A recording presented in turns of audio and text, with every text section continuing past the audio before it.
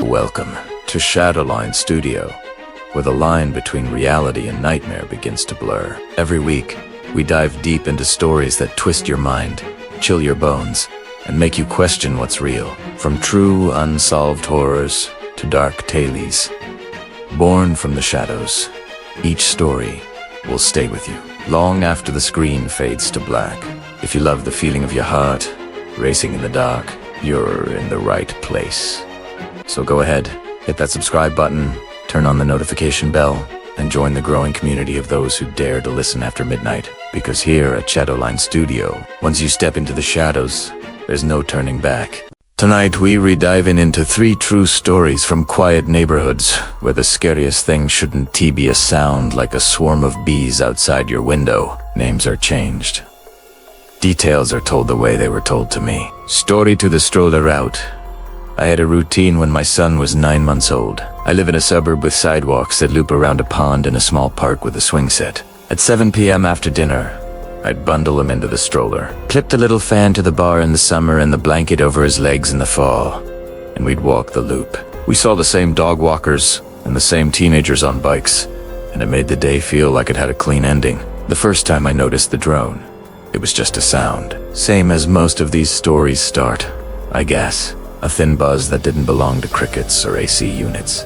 I was by the maple that turns early when a shadow slid over the sidewalk like a bird. I looked up and saw it, small, dark, with a tiny red light. It moved with us, not directly above off to the side, behind the edge of a roofline, then pausing at the corner where the sidewalk makes a right angle around the pond. I told myself it was a neighbor kid learning to fly. We live in a place where every other house has a ring sticker and a "this house is monitored" sign in the yard. And for some reason that made me feel safer even when I knew it shouldn't. 2 nights later, same walk, same hum. This time, when we reached the small bridge over the pond, the drone dipped lower. I could hear the blades like a deck of cards being shuffled fast. It slid near, then hovered over the water. Camera tilted toward the stroller. I said no, like you would to a dog that's getting into the trash. My son made his happy noise and kicked. The drone rose and drifted back, like it had changed its mind. When we got home, my phone buzzed with an alert. Unknown accessory detected near you. It took me a second to process what that meant. I had heard people talk about their phones, warning them about trackers. The alert showed a little map with a path on it that was my path. It said the accessory had been near me for a while. It offered to make a sound. My hands shook so bad I missed the button the first time. I hit it again and held my breath. I heard it. Faint. Not from the stroller. Not from the diaper bag. From outside, somewhere near the bushes under our front window. A small chirp, like a smoke alarm dying, but smaller. I stepped into the dark grass, and the chirp came again, almost apologetic. There it was, half tucked into the mulch, stuck to a piece of metal with a tiny magnet. Round and white. I didn't touch it. I called my neighbor, Julie, who's been through more than me and doesn't scare easy. She came over with her husband. He picked it up with 2 fingers like it was a bug. We called the non-emergency line. An officer came and took a report. He put the tracker into a little paper envelope like it was evidence in a show. He asked if he had any problems with an ex. Primera, adenete. He asked if I'd gotten any weird messages. I hadn't. He said, sometimes these things end up on cars, in parking lots. He said to check under my bumper.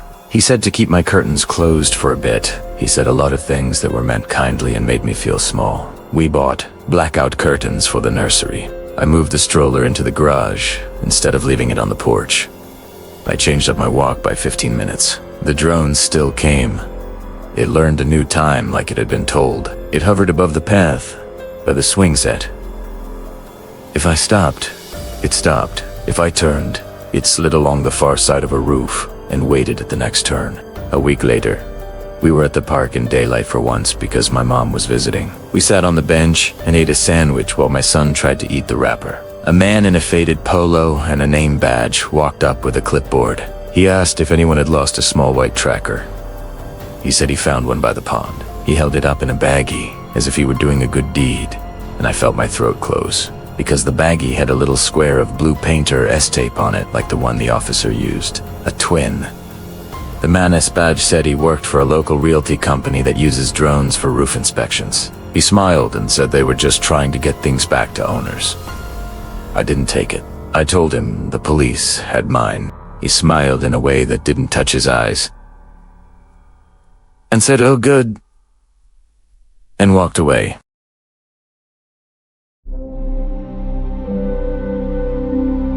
And that was another journey into the shadows. If you felt that chill run down your spine, don't let it fade just yet. There are countless more stories waiting for you in the dark corners of Shaowline Studio. Make sure to like this video, subscribe, and turn on the notification bell so you never miss what lurks behind the next story. Share this video with someone who thinks they're brave enough to watch alone. And remember, the shadows are always closer than you think. Until next time, keep your lights dim and your mind open. Because here at Shaowline Studio, the darkness is only the beginning.